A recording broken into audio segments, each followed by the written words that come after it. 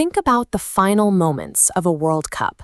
Usually, you see exhausted players dropping to their knees, swapping shirts, and shaking hands. There's a mutual respect on the pitch because both teams know exactly what it took to get there. For Lionel Messi, the stakes were sky high. At 39 years old, he had just scored 8 goals in a single tournament, carrying his country to the brink of another title. This was supposed to be his heroic goodbye to the global stage.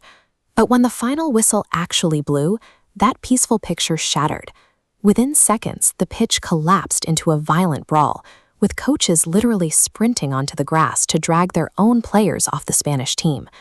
Deep inside that chaotic scrum, midfielder Leandro Paredes wrapped his hand around the throat of an opponent, then threw a substitute to the ground. He was shown a straight red card live in front of the entire world. Far away from the shouting bodies and flying hands, the cameras caught something else. Standing perfectly still on the far touchline, hands resting on his hips, was Lionel Messi. He didn't run in to fight. He didn't run in to break it up. He just watched. How did the career of the world's most decorated player end with him watching his own teammates start a brawl on the halfway line? To understand that eruption at the final whistle, you have to look at the 120 minutes that preceded it. Spain thoroughly suffocated Argentina tactically. This data visualization shows the offensive output for both sides. Across the entire match, the defending champions failed to register a single shot on target. The line stays entirely flat. They couldn't get anywhere near the Spanish goal. The only reason the score remained close was their goalkeeper, Emiliano Martinez. He made a record 11 saves, desperately keeping his team afloat while they struggled on the other end of the pitch.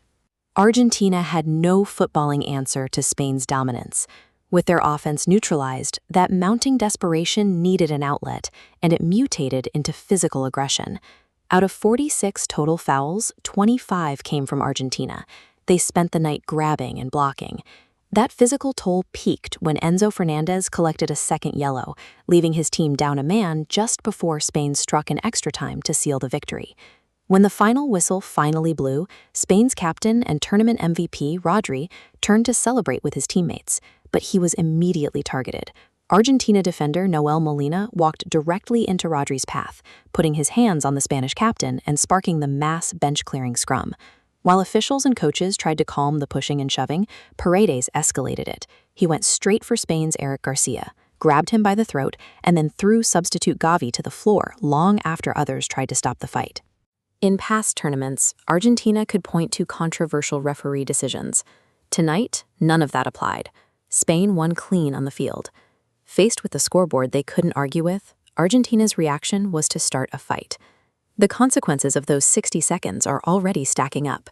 Paredes now faces a lengthy FIFA suspension, and Argentina enters the history books as a team that finished a World Cup final with 2 red cards.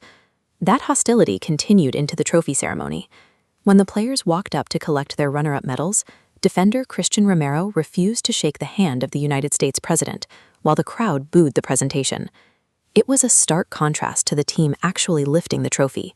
Spain played the best football from the first game to the last, earning their championship through their performance on the pitch. Meanwhile, the defending champions ensured that their lack of composure would become the defining memory of this final. And right in the middle of it all was the trophy Lionel Messi came to lift in peace. A player like him earned a better send-off than the one his own team provided.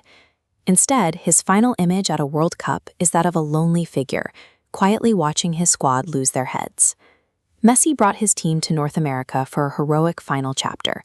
But as the match ended, the focus shifted from his legacy to a team that simply could not accept defeat, leaving the greatest player of his generation to stand alone as the football stopped.